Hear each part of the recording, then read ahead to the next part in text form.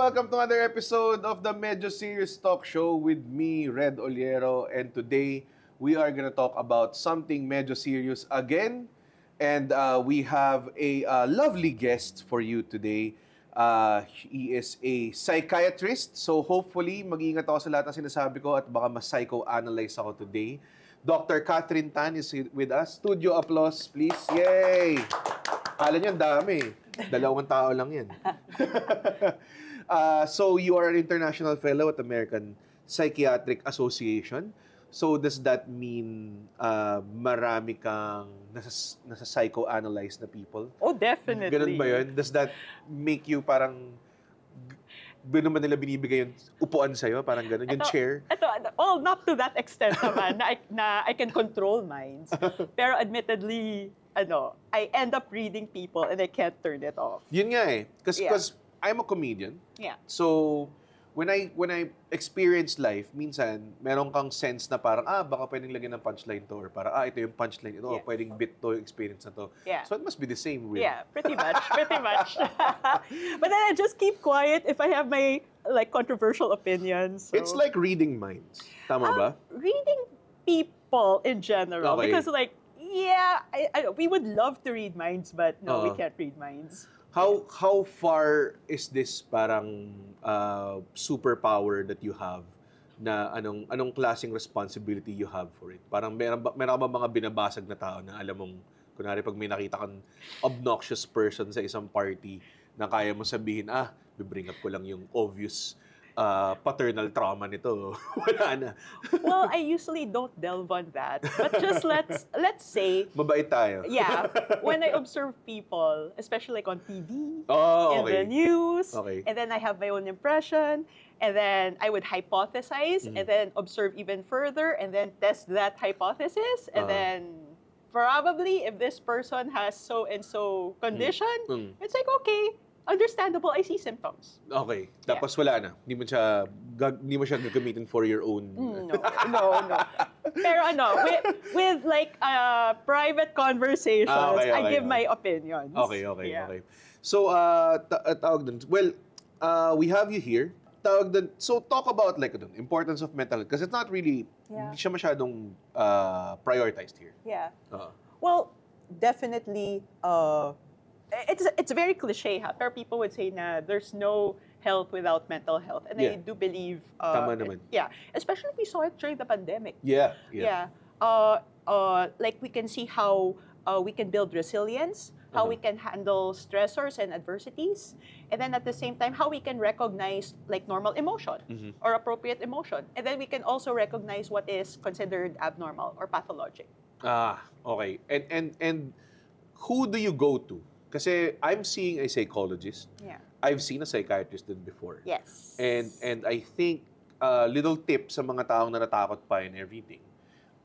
Sometimes hindi fit yung una mong makukuha, and then it's a trial and error process na ganun. Yes. So how do you know if you go to a psychologist or a psychiatrist? Okay. So admittedly, a lot of people get confused with a psychologist and psychiatrist. Well, aside from the spelling,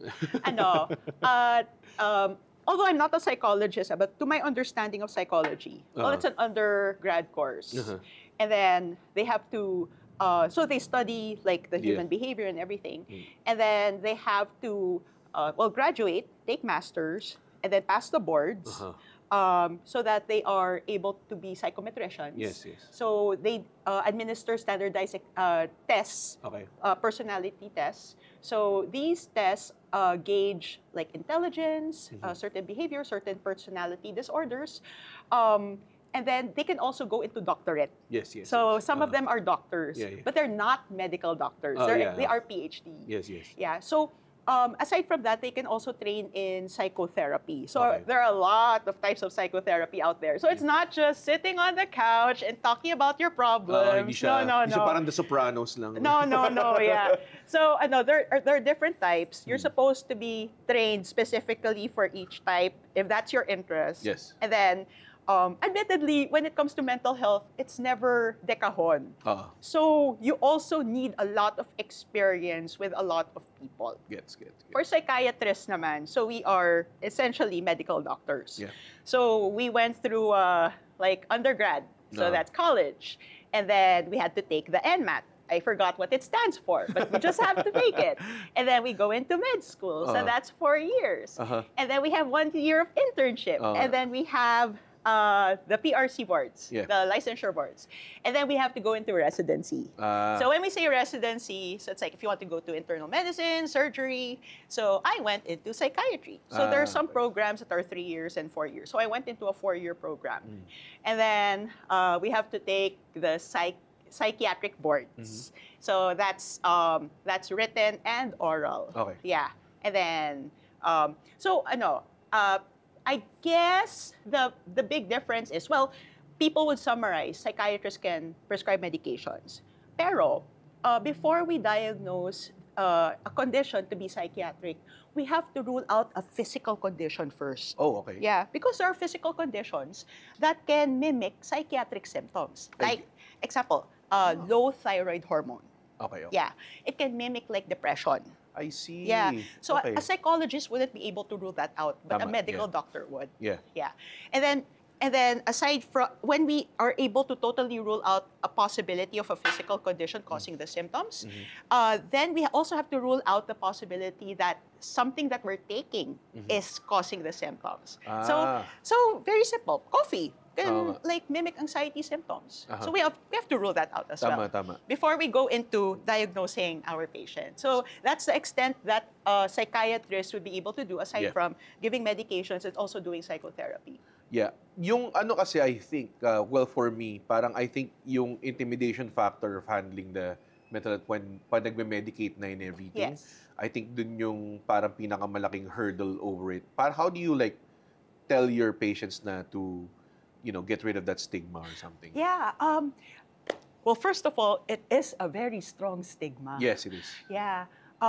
Kasi from my experience, if you go to a cardiologist and the cardiologist tells you take this medication, you'll take it without question. Oh, yeah. Oh. But when I know, right? But a psychiatrist tells you you have to take medication. Ang daming tanong, ang daming worries, ang daming what are the side effects? And what's so surprising is there are a lot of people who are comfortable with smoking and drinking, but they're terrified of prescribed medications. Exactly. Yeah. So what I realized was prescribing medications entails a lot of explanation. Like, how did we arrive in this diagnosis? What is the purpose of the medication? What do we expect from the medication? And how long are we supposed to take it? We have to like explain the whole shebang. Yeah, so that they would be more amenable to the idea. Hindi siya kasing simple lang pag sinabi ng cardio mo na baka mamatay ka pag pinagpatuloy mo to. Well, as much as possible then, we would like to be more gentle and less judgmental. Because admittedly, mental health is a serious matter. It is. And there are instances when it affects lives. It affects, yun nga, kung sasabihin ng cardiologist, pwede kang mamatay. Yes, with mental health conditions, you can actually die. So it's a very serious matter. Yeah. Yep. One of my closest friends din, he is a chronic, I think may chronic depression siya or something like that. He would take medicine, pero at the same time, meron din siyang tendency to slip and, would go into drinking and ganyang klase. Kumbaga parang these types of solutions kasi feel very, how do you say this, parang culturally enabled ka to do so. May problema tayo. We have songs about it. We have songs about uminom tayo dahil may problema kayo. How do you address those things? Well, if we're going to be talking about depression, so the medications are just like the Band-Aid. Oh dear, a lot of my psychiatrist colleagues might... No, but it's like a Band-Aid. But ultimately, to manage depression, the best management out there is actually a combination of medications and psychotherapy. There are many factors that we would consider that could not cause, but like contribute to a person having psychiatric conditions. So if it's depression, we can talk about the genes. So it's like, if it's in your like family tree. Yeah. Yeah, it's like, but it doesn't mean that if it's in your family tree, you would manifest your symptoms. So another factor is also our past experiences, our upbringing. Yeah. So that's a part that's controversial. So a lot of parents of my patients hate me for that. Because they feel blamed, parang ganun. A lot. A lot feel blamed. Kasi it's a touchy subject, eh. Yeah. No? Pag ganun. Pero admittedly, nobody knows how to raise children. That's true. Diba? Nobody. Yeah. And whatever we experience from our parents, we carry it over to our kids. Yeah. Unfortunately, whatever trauma that we experience, we carry it over from to generations to come. Tama. That's why it becomes a cycle already, unless you realize it and then you decide to stop it. Okay. Yeah. Okay. So that's the challenging part. And then, so here, when we are symptomatic, well, definitely, it's not something that you would easily wish away. Yeah. Yeah. So I do get frustrated when people think, oh, just, like, think positive, pray more, like, and then, like, go out more. No. I mean, usually when they go to a psychiatrist, it's a last resort already. Yeah. Like, when I was starting training, they usually go to the albularyo first. Oh, wow. Grabe naman Like, yun. and then the albularyo would refer the case to us. Yeah. Marami kayong... It's so cute. It's so cute. My, Yeah. Nakakatawa yun, ah. Like, I heard a case. Hindi na kaya ng dugo ng manok to. Yeah. And then I would hear stories. This is story. So anecdotal to. Like, they would put antipsychotics in the water and say, this is magic water, drink it. Okay. And then I heard the story then na, even the albularyo told the parents, like, even if whatever I did worked, you have to bring your kid to a psychiatrist. Okay. That's a responsible albularyo. Yeah, very responsible albularyo. So when I was training, that was about 15 years ago. That was the norm that I would see. I see. Yeah, so now at least people are more upfront. Like they can go to a psychologist or a psychiatrist. They're more open to it. Yeah. So going back to what I was talking about. So if we are very symptomatic and it's beyond our control, so I guess the best way for me for the audience to imagine you have very high fever. Okay. You can't control that. And you need medications, right? Yeah. And then imagine you force yourself to go to school. You force yourself to work with a really high fever. Like, that's so difficult. So the medications supposedly control the high fever. Yeah. And then when we feel better, that's the time we send to psychotherapy to process all our past experiences and understand ourselves better. So that it's in preparation for us in the future. Because we know there are a lot of challenges in the future and we can't predict everything. Stress is part of our lives. Yeah. So when we know ourselves better, we can handle situations better with a better understanding of ourselves. At least may na-foresee ka na something, di ba? And you're prepared for it. Exactly. I think yung pinaka dito, it goes back always when I also discuss it with people na on your field, no? Is that they don't see it as alagnat, eh. Parang ganun. Kumbaga parang you're saying na parang, okay, kung if you treat this as a fever, inumin mo agad yung gamot. Or your heart disease, inumin mo agad yung gamot. Yeah.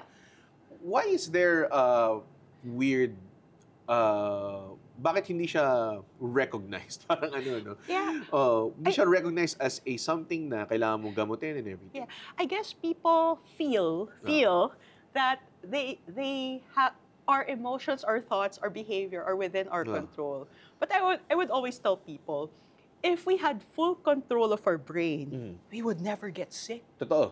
Because your brain is supposed to control the rest of your body. Yeah. So it's like, I don't want to have high blood pressure. I'll just let my blood vessels relax.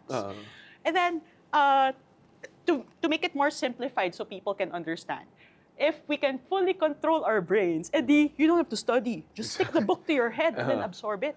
And imagine those people who are crazy in love. Diba, parang, what are you thinking? Diba?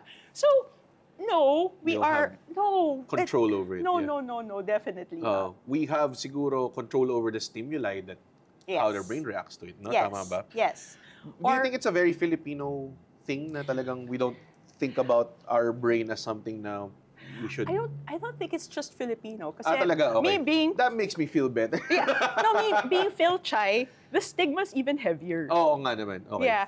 As in like... So is it an Asian thing? Yeah, probably.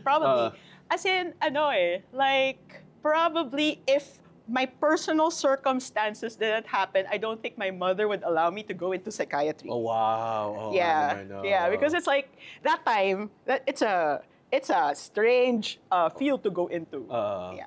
Parang why would you, di ba? You're Yes. gonna spend all these years in medicine tapos Yes. you go to psychiatry. Parang ganun. Yes. Gets. So it's not, hindi siya sa culture natin. Talagang as people, I guess, of the earth, talagang hindi natin siya... It's taboo. Oo nga. Yeah. Ay, that's so weird, no? Kasi it's your brain. It's supposed to be like, you know, at least nasa top 3 best organs mo. Pero I guess it's because of a sense of shame. Okay. Yeah. Ito, like example. So, as you can see, I'm in a motorized wheelchair. Yeah. So, I'm actually born with muscular dystrophy. It's something that's incurable. So, as I get older, I get weaker. Okay. Yeah. And I grew up in the 80s. Oh. Yeah. And it was in the 80s, of course, people don't understand physical disability. Wow, the shame was so intense. Ay, grabe. And as a kid, a lot of people would approach me, adults, and ask me, like, what happened to you? Oh, your mom probably wanted you aborted. Oh, wow. That's why like, it was normal. It's like, okay, I grew up with that. And then now it's totally different. Yeah. So imagine how our patients with mental health conditions would feel during that time. Yeah. Because up to now, it's still something that people discuss and say, no, mahina lang loob mo. Pray ka lang. Yeah. Yung parang, it's like, think positive lang, di ba? Think positive lang, yeah. I actually had a very serious discussion with a Grab driver who was, because he made a comment about, it's like, oh, you're not using your PWD discount? You should, because some people don't deserve it. And then started talking about a rider who apparently was bipolar. It's like, in the first place, you're not supposed to ask those questions from your customers. Okay. Yeah, and then... So did he tipong, PWD ka? Anong PWD mo? I know, Bipolar right? ka? That's so rude. That's so rude. Ayun, so it's like, like, hindi porket hindi nyo nakikita. Yeah, exactly. Like, and then I was pointing out to this guy because he was going, but I also felt depressed when I was in the pandemic. And I was going, no, if you're able to get by after that, no, that's not depression. Because probably if you really had depression, you would have looked for us. No, it's so hard. Yeah. So I hope people would have a better understanding of it instead of judging.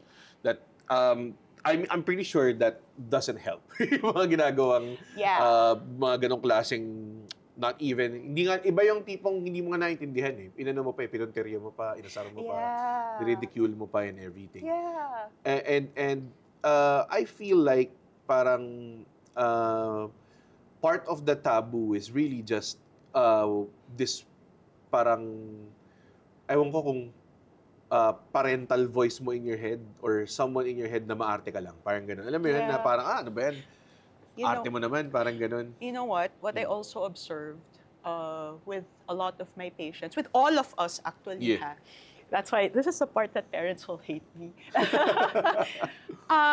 So we don't realize that our beliefs, our habits, we pass it on to our kids because they see you every single day.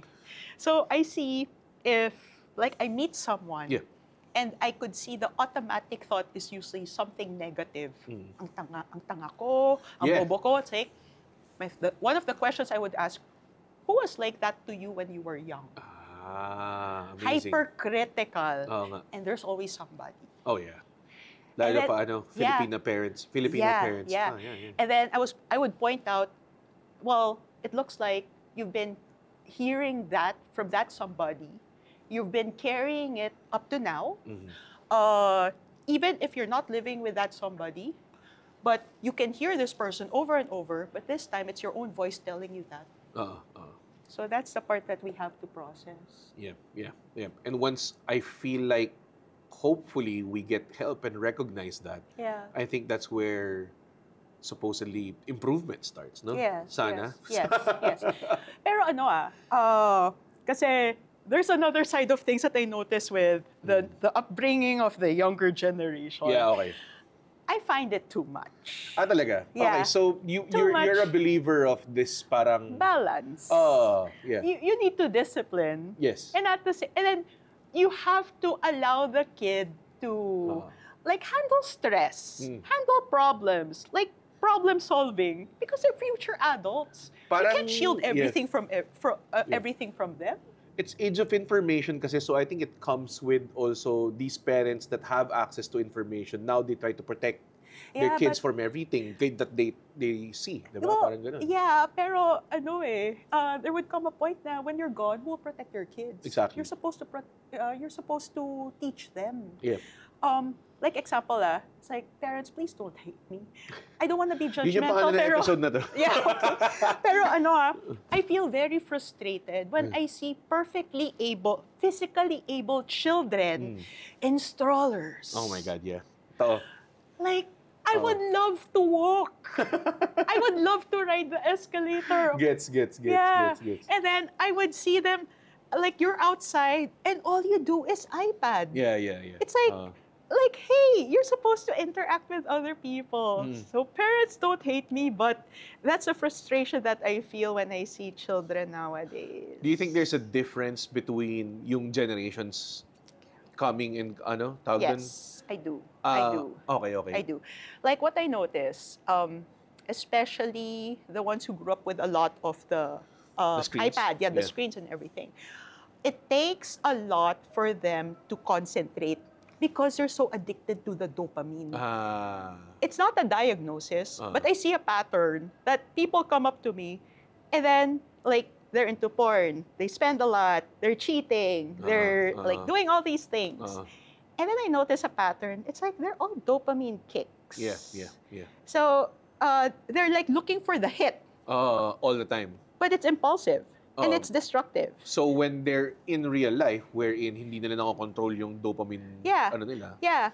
So it becomes destructive to relationships and then even to their lifestyle. So like if you're spending so much and then you go into debt, diba? So you cannot manage your finances because you cannot control your urge to look for that dopamine hit. So that's, and then aside from that, I also notice the kids need to be entertained more. Yeah. They cannot be bored. Yeah. Not like in my generation. Like, I grew up in the time na 10 hours ang brownout in Metro Manila. Diba? Oo naman. Diba? The 90s Yeah, diba? And then there's no, swerte yung pandemic. Walang phone. Swerte ang pandemic na may Netflix and everything. Pero time namin, pag walang ilaw, you can't even read. Wala. Diba? It's like, you just stare into space na lang, diba? Can't even play, play outside din. Yeah, diba? Kasi diba? walang lamppost. May kidnapping that time. Ang lakas ng kidnapping. Pero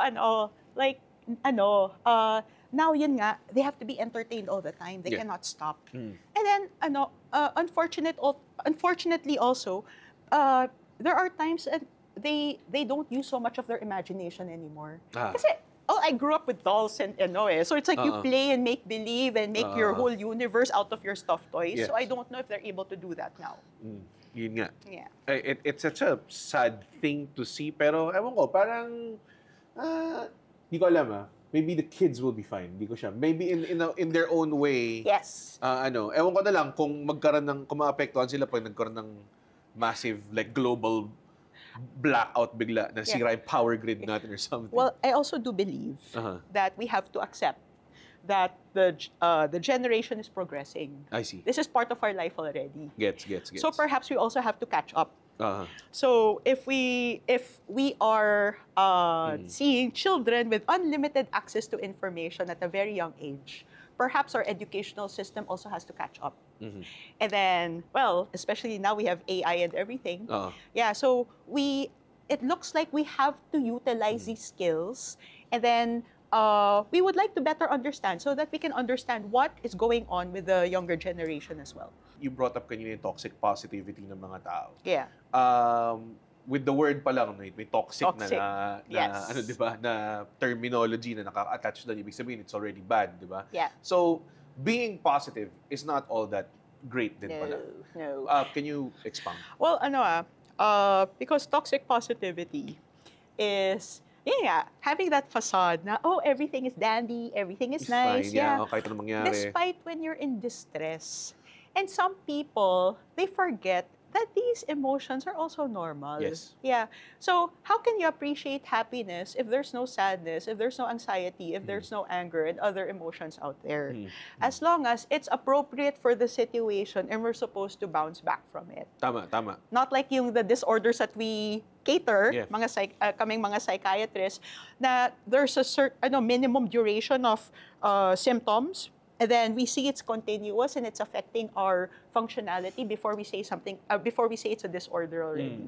Pero, we do have to recognize that we are human beings who are allowed to experience all these emotions. So, it's actually disheartening kung halimbawa the situation calls you to be depressed, to be sad. Not depressed, kasi iba yung definition namin of depressed. To be sad, yet people minimize minimize your feelings. So say, no, you're supposed to think positive. Yeah. Actually, on a personal note, so like I said, with my condition, it's a lifelong no cure. And I already accepted it. Yeah. But I actually get annoyed when people say, no, just pray. And I'm like, if you only know, I'm a doctor. Oo nga. I know my condition. Yes, exactly. I've seen the pattern. And I'm of course I'm updated with these studies. I've accepted it already and I am making the most out of it. Can you just please respect the information? Me be, diba?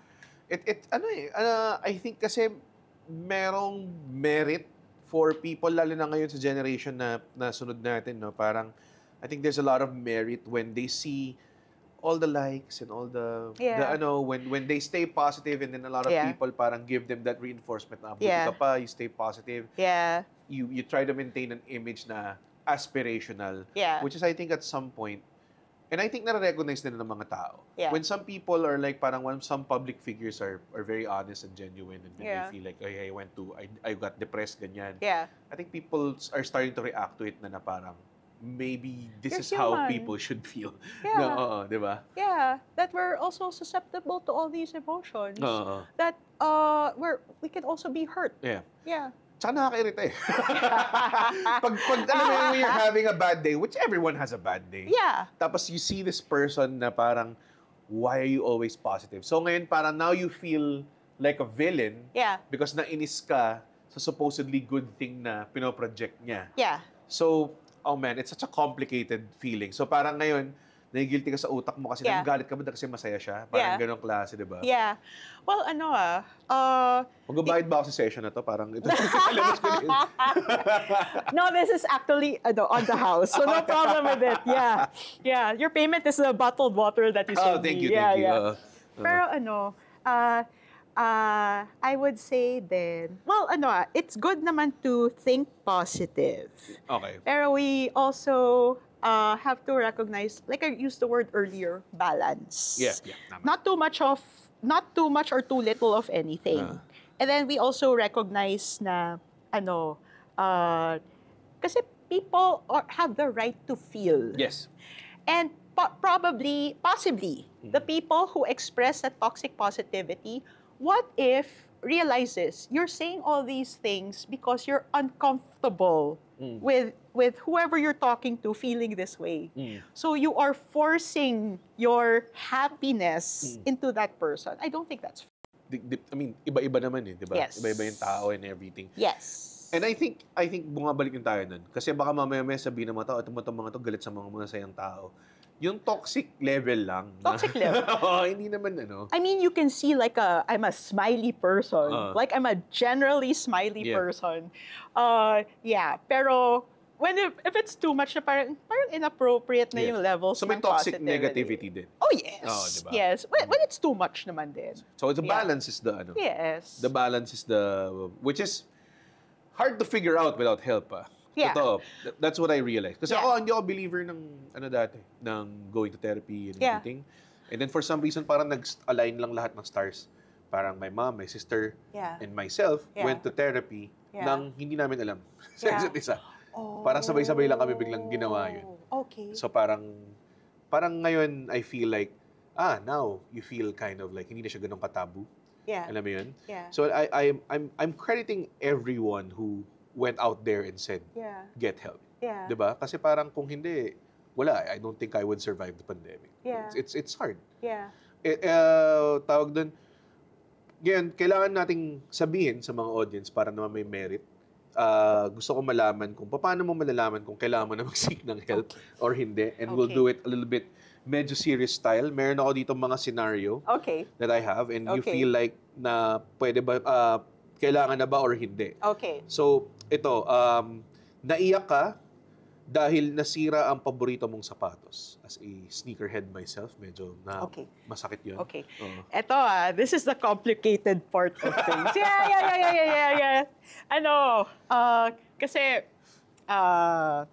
sometimes we tend to forget that certain situations may have a different meaning for each of us. I see. So, like seeing this mug, you are seeing this point, but I am seeing this point, but it's the same mug. Yes. So, if it's just a sneaker, I'm earning like billions of pesos per year, and that's just one of the sneakers, part of my vast collection, no problem. Like, okay lang masira. Pero halimbawa, that's your only sneaker that you spent 20 years saving up for. And then, when you spent that 20 years, instead, your father, who passed away, used his own money to buy that for you. The sentimental value is invaluable, priceless. So, and then another thing also to consider, So, the classic na maraming nagja-judge pag break up sa relationship. Yes, that was gonna be item number 2. Okay, perfect. Hindi ka na makakain dahil nag-break kayo ng jowa mo.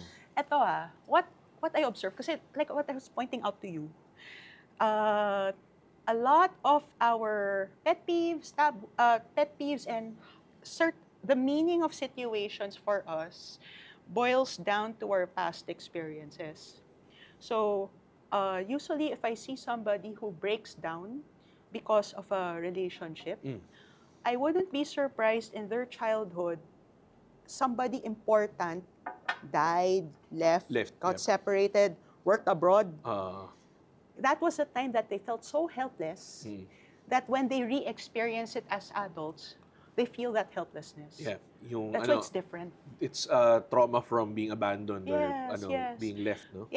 So what if this person sees, example, this guy sees this girl, di niya na-realize na, keynote na, hindi niya na-realize ang nakikita niya yung sariling nanay niya. And then, kung nawala, that re-experience is similar to the time when his mother passed away or whatever happened. So, from that, I learned to ask. To ask, what is the story behind these people's situations? I see. Grabe. So talagang different per. Yes. See what I mean? It's really important. Hindi, you read the book and then... Tama. As in, each person is totally different. Even with the response of medications. That's why it's so important for us to explain like how the medications work and everything. Even the doses are different. Because the presentation of symptoms are different. Because each person's story is different. I've come from that belief na tawag dun, as an artist, no, there's a lot of people that ask me like, how do you express, how do you ganyan? So a lot of people experience imposter syndrome because they feel like they're not worthy to be heard, di ba? Parang ganon. I tell them, all your great artists that you idolize, talk about themselves. They don't talk about anything grand or whatever. Some of them maybe eventually write stories about something, pero at the very core, you write about your own beliefs, experiences, observations, values, and everything. That's you. So parang I think yung uniqueness ng tao is forgotten because when we grow up, we're getting categorized in like different kind of things, right? Validate ang katalinuhan ko. Tama ba? Di ba? Like, parang ganun, di ba? So now you feel like now I have to label myself. Ano ba ako? Oh, I am the nerdy guy na mahilig sa Star Wars na ganyan. But what we don't realize is that at our core, we are unique from each other, as unique as grabe. Yung permutations of our upbringing, yung stimuli and everything, yung genetic composition natin is intensely different. Yes. So dapat walang tipong, oy, gumana yung Vyvanse sa'yo, akin yung Vyvanse mo. Exactly. Ito this is what I would also share with people. Yeah. Imagine you have identical twins living in the same house. Yes. With the same parents. Same genetic makeup. Tama. Same environment. Yeah, diba? But they have different personalities. Oh yeah, different. Very different. I have a comedian friend. Yeah. Stringy guy, lanky guy. Si Ray Mamuad, pangalanan natin. Nakakatawa. Very funny guy. Yeah. And then, isang beses, ang comedians namin, may nagpakilala na kamukha niya, pero ripped, jacked, tas like grabe. Okay. So yung twin pala niya is like a fitness guy na sobrang jacked. Tapos siya, hindi. Diba? Sobrang tayo nila. Yeah. Diba? Kaya that's how complex the human brain is. And that's as similar as you can get for two human beings, diba? So, sobrang wild talaga. It's, tawag dun, I can't state it enough din to people when they're on the fence about seeking help. Yeah. That's what I tell them. Yeah. Like, hindi pwedeng bibigyan ka lang ng advice or parang hindi mo pwedeng, Red, di ba, may ADHD ka? Ano na daw may ADHD? Iba yung sa'yo sa akin eh. Alam mo yun, di ba? Exactly. And not everyone who has ADHD need medication. Yes, exactly. Yeah. A lot of times, we just need behavioral modification. Yeah. Like, to reframe situations so that it's something that can give you a dopamine hit. Yes. So like making it into a game. Yeah, stuff like yeah.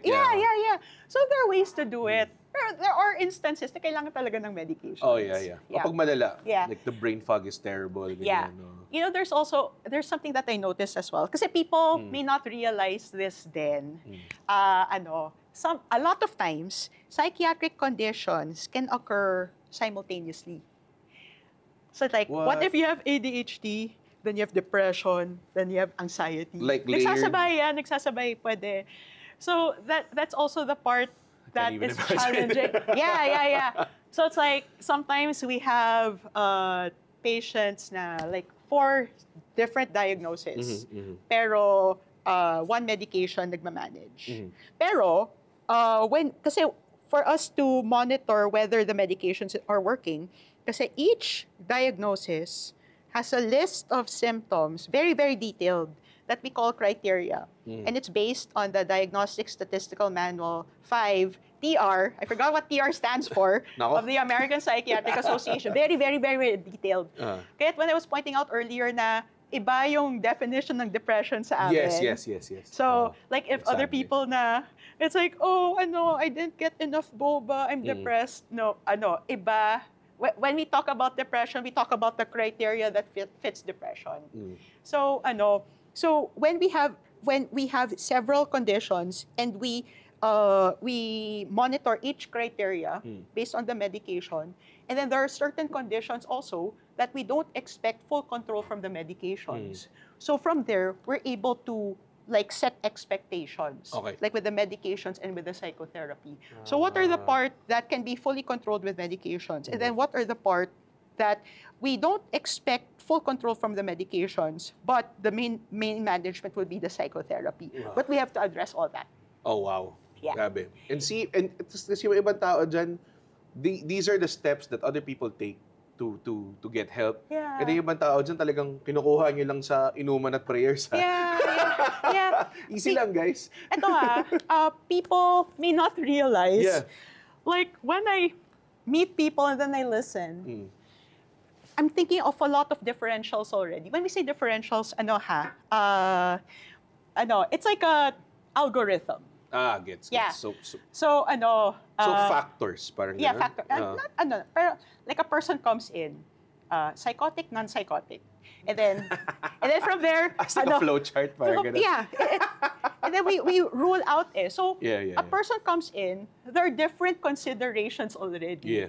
But from what you're sharing with us, and like what are the questions that we would also be asking, we're ruling out the other possibilities until we reach the point na, okay, it looks like we have these conditions that then that's the point that we would recommend the management for you. So it's not easy. Yes. It's not easy. It's not simple lang that you Google in Google na parang, ito symptoms ko. I have a last parang kind of like trying to tie it sa ating Filipino isms, no? Parang ganun. Yeah. We're always celebrated to be a resilient people. Yeah. Parang ganun. And I feel like along the lines of yung discussion of the toxic positivity and everything, I feel like it's too much then sometimes. We're too resilient about things. Yeah. Is it a psychological behavior ba ng tao yan na talagang, ano tayo? Or pag kinolot natin yung mga tao na parang puro ka namang reklamo, itiisin mo na lang, parang ganun. I think kami it's nga a ganito, kami cultural nga ganyan. thing. Okay. Yeah. I think na, although, I'm not an expert in history and everything, pero di ba we're very meek people? Yes. Like, basta foreigners come in, welcome! We had foreigners over for 300 years when we didn't let them out. Di ba? And then even up to now, like, I guess for the fact that we're speaking English. I guess so. Di ba? Na, stuff like that. Pero anyway, what you call this? Pero it's a good thing, and it's also a challenging thing. A good thing na, yun nga, kahit sobrang flooded, and then people still play. Yeah. Which I find very cute among Filipinos. Yes. Like, we still see that silver lining. Yeah. Pero it becomes a problem when we allow things that are not within standard. Kasi pwede na. Yeah. And then people take advantage of us. Parang ganun. Yeah, exactly. So like, example, I'm gonna touch a bit on politics. Like, we can give better services to our kababayans, and yet they're satisfied with like yung mga, what do you call that? The money that is given. Yeah, ayuda and stuff like that. Pero, yun nga, are you given actual long-term opportunities here when that's the job of your politicians? Tama. Yeah. I mean, yun, narinig yun na sa doktor, hindi na ako yan. Baka sabihin nyo kasi bias ako.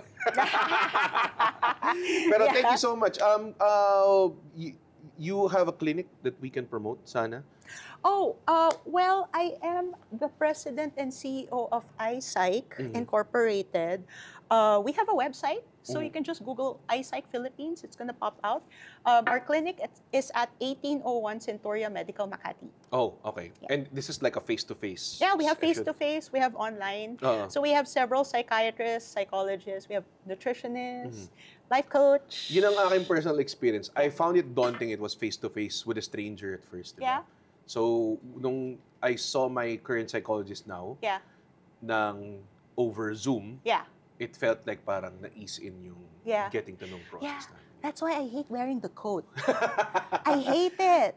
Does it look intimidating kasi? Parang ganun? Well, there is such a thing as white coat syndrome. Oh, okay. Like people's blood pressure would go up seeing the white coat. Okay. So, like, I'm 45 by the way. So, like, I look young, I look chill whenever I see my patients. I usually wear a hoodie. This is already like better dressed already. Yeah. I have a big tattoo. This is diba? Yeah, so I want to appear approachable pa rin to my patients. That's great. Yeah, so I think that's also a factor that we have to consider as psychiatrists and psychologists. Kung gusto nyo pang manood ng ibang episodes of the Medyo Serious Talk Show, you can just search it on YouTube, the Medyo Serious Talk Show with Red Oliero. We are on at 1 News every Tuesday at 9 p.m. Thank you so much, Doc. Thank you so much. That's our episode. Get help, guys, kung kailangan nyo ng help.